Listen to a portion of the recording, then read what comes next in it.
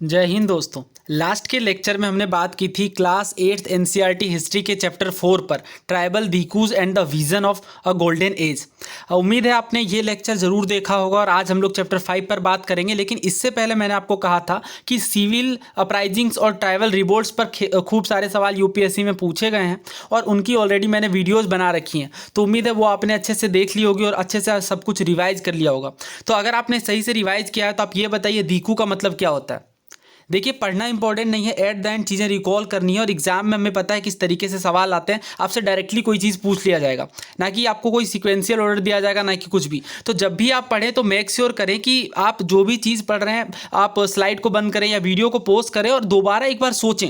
देखिए, लर्निंग का सबसे बेस्ट वे ये होता है कि आप अपने दिमाग पर जोर डालें, तभी क्या होगा, तभी चीज़ें याद रहेंगी आपको। तो वैसे दीकू का मतलब आउटसाइडर होता है, इस पर हमने काफ़ी अच्छे से बात की थी। अगर आपने लास्ट का लेक्चर अच्छे से देखा होगा तो ये आपको याद होगा। नाउ बात करेंगे चैप्टर 5 के ऊपर, व्हेन पीपल रेबल, यानी 1857 एंड आफ्टर। तो बेसिकली लोग विद्रोह कब करते हैं और 1857 की क्रांति और बाद के घटनाक्रम को समझेंगे। देखिए, 1857 का रिवोल्ट हमें पता है बहुत ज़्यादा इंपॉर्टेंट है हिस्ट्री के पर्सपेक्टिव से। ऑलरेडी यूपीएससी के अलग अलग परीक्षाओं में काफ़ी सारे प्रश्न पूछे गए हैं, जिसकी ऑलरेडी वीडियोज़ मैंने बना रखी है। आप अगेन हिस्ट्री प्लेलिस्ट में जाएंगे, वहाँ पर आप सारी वीडियोज़ एक्सेस कर सकते हैं। तो लास्ट के चैप्टर में हमने बात की कि किस तरीके से ईस्ट इंडिया कंपनी की जो पॉलिसीज़ हैं, जो नीतियां हैं, वो हर प्रकार के लोगों को इफ़ेक्ट कर रही है। इवन जो ट्राइबल पीपल हैं और जो अलग अलग जगहों के जो लोग हैं उन्हें इम्पैक्ट कर रही है। तो अब ये जो अलग अलग लोगों में जो इम्पैक्ट देखने को मिल रहा है, राजा हो या रानी हो या किसान हो या जमींदार हो या ट्राइबल्स हो या सोल्जर हो, सभी अलग अलग तरीके से अफेक्ट हो रहे हैं। You have also seen how people resist policies and action. तो इस पर हमने बात भी की कि इस तरीके से लोग अलग अलग तरीके से अपना विरोध प्रदर्शित कर रहे थे ईस्ट इंडिया कंपनी के खिलाफ।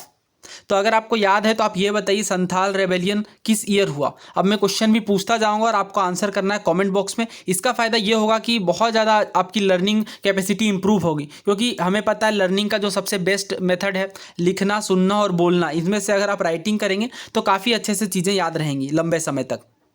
दोस्तों, मिड 18th सेंचुरी तक आते आते नवाब और राजा की जो पावर है वो धीरे धीरे धीमी पड़ती गई, हमने बात भी की थी। और इनफैक्ट अगर आप देखें तो 1757, उसके बाद 1764, ये जो कॉन्टिन्यूस युद्ध जो बंगाल में देखने को मिले, इनमें यही था कि बेसिकली जो नवाब है उनकी पावर धीरे धीरे डिमिनिश करती जा रही थी और at the end East India company powers अपने हाथों में ले लेती है दीवानी राइट्स के बाद। तो इसी तरीके से यहाँ पे भी देखने को मिलता है। रेजिडेंट्स को कोर्ट में स्टेशन किया जाता है, the freedom of the ruler reduce. तो जो रूलर हैं, जो शासक हैं, उनकी आज़ादी को भी कम किया जाता है। आर्म्ड फोर्सेस डिसबैंड कर दिए जाते हैं और जो रेवेन्यूज़ और जो टेरिटरी आ रही उन्हें भी धीरे धीरे करके ले लिया जाता है। Many ruling families try to negotiate with the company, right. तो बहुत सारी जो रूलिंग कंपनीज होती हैं वो ईस्ट इंडिया कंपनी के साथ नेगोशिएट करने का प्रयास करती है ताकि उनके जो इंटरेस्ट है उन्हें बचाया जा सके। एग्जाम्पल देखिए, Rani Lakshmibai of Jhansi wanted the company to recognize her adopted son as the heir to the kingdom after the death of her husband। तो हमें पता है ये रानी लक्ष्मीबाई, और जैसा कि हमने डॉक्ट्राइन ऑफ लेफ्ट के तहत इस पर बात भी की कि डॉक्ट्राइन ऑफ लेफ्ट, अगर आपको याद है डॉक्ट्राइन ऑफ लेफ्ट, तो सबसे पहले आप इसके विषय में कुछ लिखिए या कुछ बताइए। ये आप खुद से भी कर सकते हैं। देखिए, एक्टिव लर्निंग पर जब आप ध्यान देंगे तो अदरवाइज होगा क्या, फिर आप कितनी बार भी रीडिंग कर लेंगे, एग्जाम के टाइम पे चीज़ें ध्यान नहीं रहती। इसके पीछे का रीज़न यही है कि जब भी हम लोग पढ़ते हैं तो उसे उसी टाइम पर रिकॉल करने की कोशिश नहीं करते। तो मैं आपको बता दूँ सबसे पहली चीज़ कि जो डॉक्ट्राइन ऑफ लेफ्ट है वो डलहौजी के टाइम पर लाया गया। और इसमें क्या इनका मेन कहना था कि अगर कोई भी किंगडम है और उसका कोई नेचुरल आयर यानी कोई बायोलॉजिकल सन नहीं है तो उस टाइम पे उस पर्टिकुलर किंगडम को ईस्ट इंडिया कंपनी के एरिया में लेफ्ट कर लिया जाएगा, मर्ज कर लिया जाएगा। यही था डॉक्ट्रिन ऑफ लेफ्ट। और इस तरीके से धीरे धीरे करके एक एक स्टेट को मर्ज किया गया। सबसे पहला स्टेट कौन होता है? सबसे पहला सतारा। मैंने आपको निमोनिक भी बताई थी, सारा जग करके, राइट। अगर आपको याद है तो आप उस वीडियो को जरूर देख लीजिए, वो आई थिंक 2 चैप्टर पहले का है। तो इस पर आप देख सकते हैं कि इस तरीके से कंपनी के साथ प्रयास किया जा रहा है कि नेगोशिएट किया जाए और किसी भी तरीके से किंगडम को बचाया जाए। Nana Sahab, the adopted son of Peshwa Bajirao second, pleaded that he be given his father pension when the latter died. तो देखिए, पेशवा बाजीराव सेकेंड के जो बेटे होते हैं नाना साहिब, उनको पेंशन देने से मना कर दिया जाता है। तो इस तरीके से ये भी चाहते हैं, नेगोशिएट करते हैं ईस्ट इंडिया कंपनी के साथ कि इन्हें पेंशन मिले। However the companies confidence of its superiority and military power turn down this player. लेकिन जो भी रिक्वेस्ट किए जा रहे थे वो डेफिनेटली कंपनी को लगने लगा था कि now we are very confident and very superior than other kingdoms. तो इस तरीके से वो बहुत बार बातों को नेग्लेक्ट कर रहे थे। 1801 में आप देख सकते हैं सब्सिडी अलायंस इम्पोज किया जाता है अवध में, और Awadh one of the last territories था जिसे एनेक्स किया जाता है। देखिए हमने इस पर बात भी की थी कि डॉक्ट्राइन ऑफ लैप्स के तहत अवध को एनेक्स नहीं किया जा सका, तो एक नया बहाना बनाया जाता है ईस्ट इंडिया कंपनी के द्वारा। और किस प्रिटेक्स्ट पर? अगर आपको सिविल सर्विसेज का प्रश्न याद है तो मिस गवर्नेंस के प्रिटेक्स्ट पर। यानी बेसिकली ईस्ट इंडिया कंपनी के द्वारा कहा गया कि कुशासन चल रहा है, सही तरीके से शासन नहीं चल रहा है, और ये बेसिकली एक बहाना था ताकि ईस्ट इंडिया कंपनी में मर्जर किया जा सके। क्योंकि जो अवध का केस है वहाँ पे तो बायोलॉजिकल सन था, तो इस वजह से वो मर्जर नहीं कर सकते थे डॉक्ट्राइन ऑफ लैप्स के तहत। तो अलग अलग हथकंडे यहाँ पे बेसिकली अपनाए जा रहे थे। जब आप एक बार इन क्रोनोलॉजी को अच्छे से समझ लेंगे और प्रीवियस ईयर क्वेश्चन को सही तरीके से कर लेंगे तो चीज़ें काफ़ी आसान हो जाएंगी। Dalhousie declared that the territory was being misgovern and British rule was needed to ensure proper administration. तो ये सारा प्रिटेक्स्ट है, बहाना है basically. The company even began to plan how to bring the Mughal dynasty to an end. तो basically company के द्वारा यह भी प्रयास किया जाता है कि मुगल डायनेस्टी को किस तरीके से खत्म किया जाए। The name of Mughal king was remove from the coin minted by the company. तो कंपनी के द्वारा जो मुगल किंग के नाम पर जो सिक्के जारी किए जाते थे उसे भी बंद कर दिया गया। 1849 में governor general Dalhousie announce that after the death of Bahadur Shah Zafar the family of the king would be shifted out of the Red Fort and given another place in Delhi to reside in. तो यहाँ पे आप देख सकते हैं बहादुर शाह जफर सेकेंड की डेथ के बाद, इनकी डेथ कब होती है? 1862 में रंगून में, राइट। 1857 के रिवोल्ट के बाद इन्हें मैंने ये आपको बताया भी है, हुमायूं के मकबरे के पास से इन्हें अरेस्ट कर लिया जाता है और 1862 तक ये जीवित रहते हैं क्योंकि इन्हें रंगून निर्वासित कर दिया जाता है 1862। तो बेसिकली कैनिंग के द्वारा ये कहा जाता है कि बहादुर शाह जफर के बाद अब जो इनके डिसेंडेंट्स आएंगे, अब जो इनके वंशज आएंगे, उन्हें राजा के जैसा रिकॉग्नाइज नहीं किया जाएगा, केवल प्रिंस कहा जाएगा। तो इस तरीके से हम लोग इतिहास की किताबों में पढ़ते हैं कि अंतिम मुगल सम्राट बहादुर शाह जफर या बहादुर शाह द्वितीय होते हैं। दोस्तों अगर आपका ऑप्शनल हिस्ट्री है या फिर काफ़ी अगर आपकी इतिहास में दिलचस्पी है तो आपने ये ज़रूर पढ़ा होगा, बहादुर शाह काफ़ी अच्छे शायर थे। ये आप इनके पढ़ सकते हैं शायरी। गाजियों में बू रहेगी जब तलक ईमान की, तख्ते लंदन तक चलेगी तेग हिंदुस्तान की। ये प्रोलिफिक ऑथर थे, बहुत सारे शायरी इनके द्वारा लिखी गई है। ये आप पढ़ सकते, कितना है बदनसीब जफ़र दफन के लिए, 2 गज ज़मीं भी ना मिली कुए यार में। इसी तरीके से यह भी काफ़ी फेमस है, आप पढ़ सकते हैं, कांटों को मत निकाल चमन से ओ बागबां, ये भी गुलों के साथ पले हैं बहार में। नाउ बात करते हैं पीजेंट और सिपाहीज़ की। तो देखिए कंट्री साइड में हमें पता है किसान और ज़मींदार लोग ये भी बहुत ज़्यादा हाई टैक्सेस से परेशान थे और रेवेन्यू कलेक्शन की बहुत हार्श मेथड थी। जैसे महलवाड़ी सिस्टम और बहुत सारे सिस्टम पर ये बेसिकली बताया जाता है कि बहुत हार्श कलेक्टिव प्रैक्टिसेस थी। जो नहीं देते थे पैसे उनके साथ बहुत बदसलूकी की जाती थी। बहुत लोग यहाँ पर अपने लोन चुकाने में असमर्थ थे और मनी लेंडर भी बेसिकली, और यहाँ पर gradually lost their land they had tilde for generation. जो वर्षों से यहाँ पे जो जिन ज़मीनों में खेती की जा रही थी उन जमीनों को भी हथिया लिया जाता है। Indian sepoys in the employ of company also had reason for discontent. तो जो भारतीय सिपाही थे जो कि ईस्ट इंडिया कंपनी के एम्प्लॉय में थे, ये भी बेसिकली इनके पास भी नाराजगी का कारण था। ये अपने पे से नाराज थे, एलोवेंसेज भी बहुत कम मिलते थे और सर्विस की कंडीशन भी बहुत ज़्यादा हार्श होती थी। बहुत सारे ऐसे नए नियम कानून भी लाए जाते थे जो कि इनकी रिलीजियस सेंटीमेंट को हर्ट करते थे।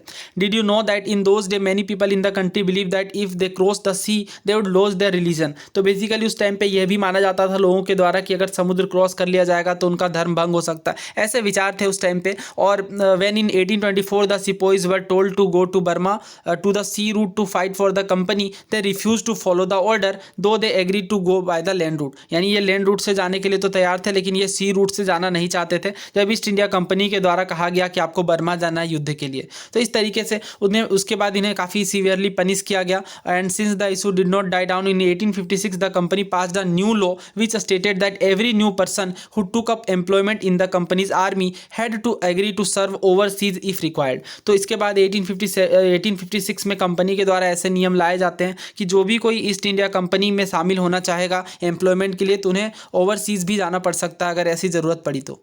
बहुत सारे सुधार करने का प्रयास किया जा रहा था यहाँ पे ईस्ट इंडिया कंपनी के द्वारा, उसे लेकर लोगों के कैसे विचार थे वो भी देखते हैं।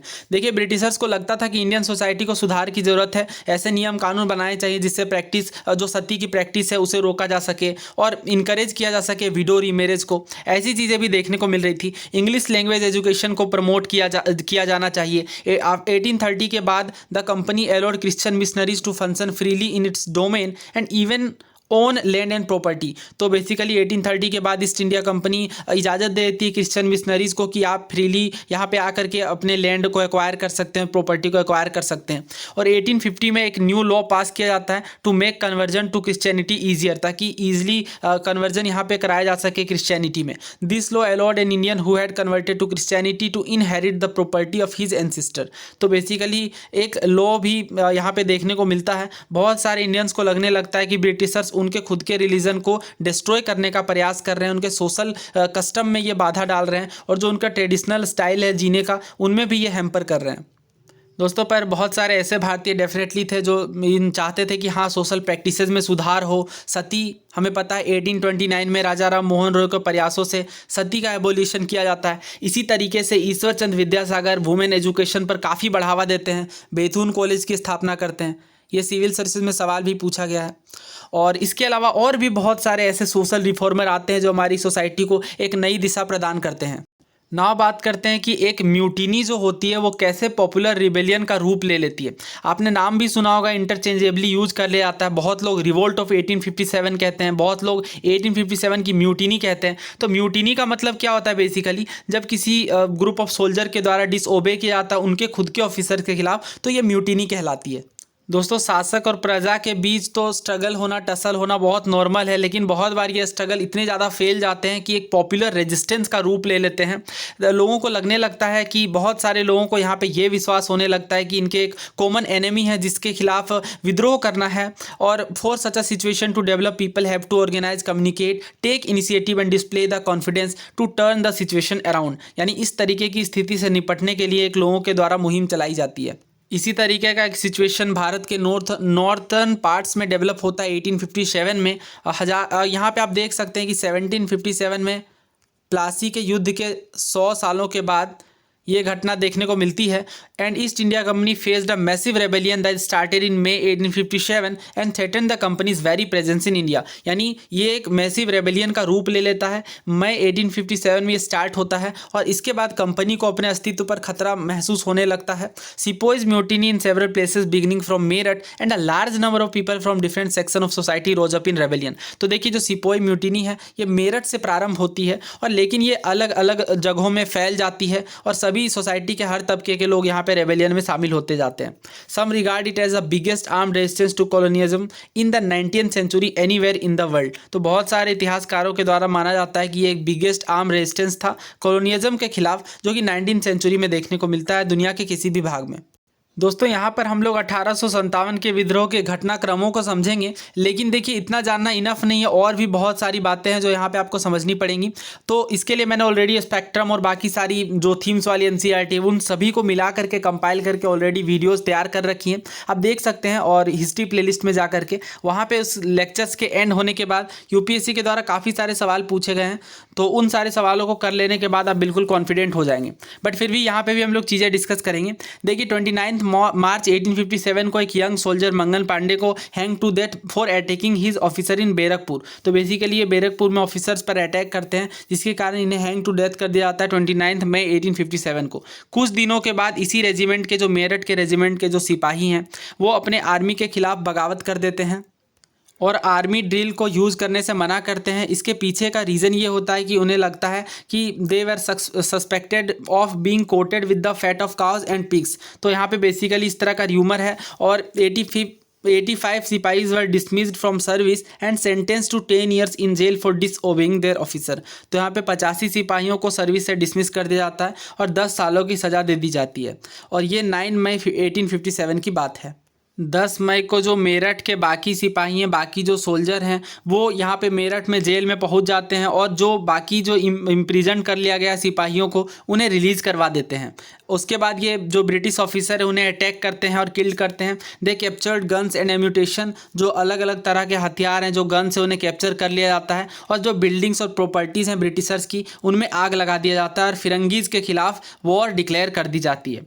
जो सोल्जर्स होते हैं वह determined to bring an end to their rule in in the country. तो बेसिकली ये फुल डिटर्मिनेशन के साथ होते हैं सोल्जर कि अब जो है वो इस रूल को, ब्रिटिश इंडिया के जो रूल है उसे समाप्त करना है।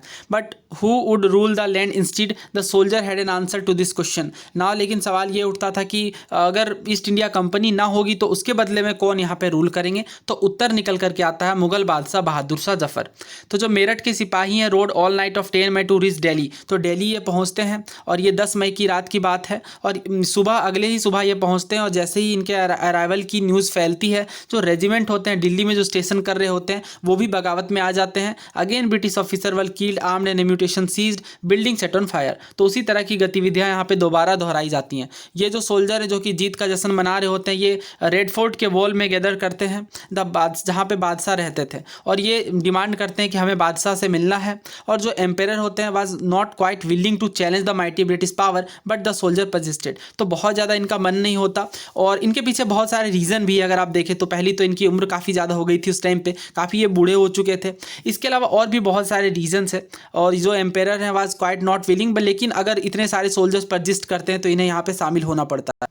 तो यहाँ पे ये जो मुगल बादशाह हैं ये सभी चीफ्स और रूलर्स को पत्र लिखते हैं, देश के सभी रूलर्स को, और कहते हैं कि ये कॉन्फिडेंसी बना करके ऑर्गेनाइज करनी है इंडियन स्टेट की ताकि ब्रिटिश से लड़ा जा सके। और ये जो सिंगल स्टेप लिया जाता है बहादुर शाह के द्वारा, ये बहुत ज़्यादा इंप्लीकेशन लेकर के आता है। The Mughal dynasty had ruled over a very large part of the country, most smaller ruler and chieftain control different territories on behalf of the Mughal ruler. तो इस पर हमने बात भी ऑलरेडी की है कि इस तरीके से मुगल एम्पायर के डिसइंटीग्रेशन हो जाने के बाद अलग अलग जगहों में अलग अलग राजा आने लगते हैं और ब्रिटिश रूल के एक्सपेंशन से threatened, many of them felt that if Mughal empire could rule again they too would be able to rule their own territories once more under Mughal authority. तो देखिए यहाँ पे जो बाकी जो राजा हैं अलग अलग प्रदेशों में, भारत के अलग अलग अंगों में जो अलग अलग राजा हैं, वो बेसिकली यहाँ पे इसलिए 1857 के रिवोल्ट से जुड़ना चाह रहे थे क्योंकि उन्हें लगता था कि अगर दोबारा यहाँ पे मुगल राज स्थापित होती है तो उन्हें भी अपने क्षेत्र में रूल करने का मौका मिलेगा जो कि ईस्ट इंडिया कंपनी के तहत नहीं मिल पा रहा है।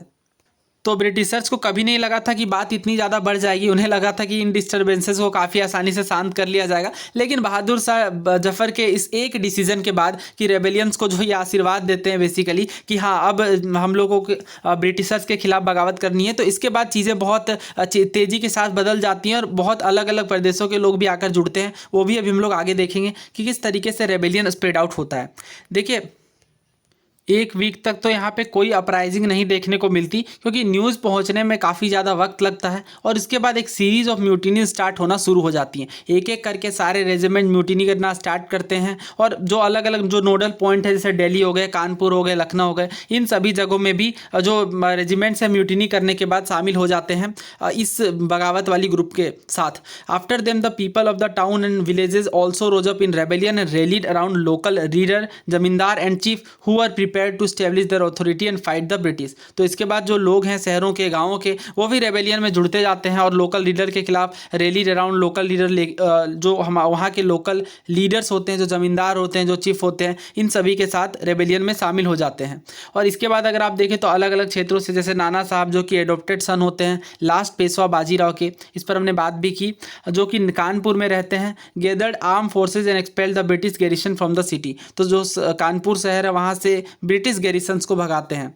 ही प्रोक्लेम्ड हिमसेल्फ पेशवा, ये खुद को पेशवा प्रोक्लेम करते हैं। इसके बाद he declared that he was a governor under emperor Bahadur Shah Zafar. और इस तरीके से अलग अलग क्षेत्र में जैसे लखनऊ में भी अगर आप देखें तो जो बिरजिस कादिर होते हैं, जो कि जो डिपोज्ड नवद, अभी हमने बात की अवध के नवाब को डिपोज कर दिया जाता है on the basis of what, सोचिए, misgovernance, right, misgovernance के आधार पे। तो बिरजिस कादिर को जब डिपोज जो नवाब होते हैं, डिपोज नवाब वाजिद अली शाह, उनके जो सन होते हैं बिरजिस कादिर, ये भी इन तक भी ये न्यूज़ पहुंचती है और ये भी अपने new nawab as a new nawab ये खुद को रिकॉग्नाइज करते हैं अवध में। और इसके बाद ये भी अगेन सुजरेंटी एक्सेप्ट करते हैं बहादुर शाह जफर की। और इनकी जो मदर होती है बेगम हजरत महल, वो एक एक्टिव पार्ट लेती हैं इस अपराइजिंग में ब्रिटिशर्स के खिलाफ। इसी तरीके से अगर आप देखें झांसी में रानी लक्ष्मीबाई भी रेबल सिपोही को ज्वाइन करती हैं। और ब्रिटिशर्स के खिलाफ लड़ती हैं और इनके साथ होते हैं तात्या टोपे जो कि नाना साहब के जनरल होते हैं। तात्या टोपे पर सिविल सर्विस में क्वेश्चन आया, आपको ध्यान रखना ये सारा कुछ मैंने कवर कर दिया, अगेन हिस्ट्री प्लेलिस्ट में आप चेक कर सकते हैं। इसके बाद देखिए मध्य प्रदेश के जो मांडला रीजन है वहाँ पे Rani Avantibai Lodhi of Ramgarh raised and led an army of 4000 against the British who had taken over the administration of her state. तो इस तरीके से अलग अलग प्रदेशों में अलग अलग तरीके से रेबेलियंस के साथ ज्वाइन किया जा रहा है। दोस्तों इस वीडियो में इतना ही रखते हैं और नेक्स्ट पार्ट में आगे की सारी चीज़ें हम लोग कवर करेंगे। आइए एक बार क्विकली रिकैप कर लेते हैं हमने क्या समझा।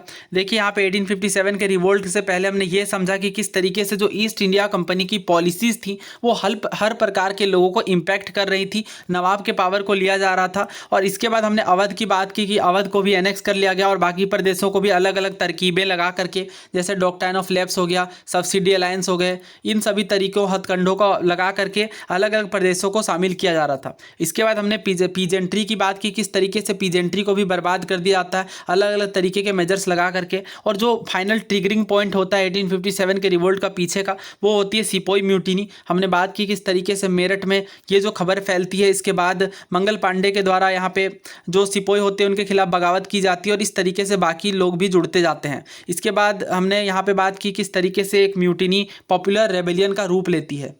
उसके बाद अलग अलग प्रदेशों में रेबेलियन किस तरीके से फैलता है इस पर हमने बात की है। और नेक्स्ट लेक्चर में हम लोग बाकी सारी चीज़ें कंटिन्यू करेंगे और भी इसके अंदर काफ़ी सारे इवेंट्स हैं। देखिए मैं रिकमेंड करूंगा कि आपको ये लेक्चर पहले अच्छे से समझ लेना चाहिए, क्योंकि यहाँ पे बहुत सारी बेसिक बातें हैं, क्या क्या वजहें बनती है वो सब कुछ, इन सभी चीज़ों को समझ लेने के बाद आप बेटर वे में चीज़ों को याद रख पाएंगे और प्रीवियस ईयर क्वेश्चन के बाद आप काफ़ी ज़्यादा कॉन्फिडेंट हो जाएंगे। उम्मीद है हमारी ये सीरीज़ आपको हेल्पफुल लग रही होगी। आप अपने राय अथवा विचार कॉमेंट बॉक्स में लिख सकते हैं। धन्यवाद।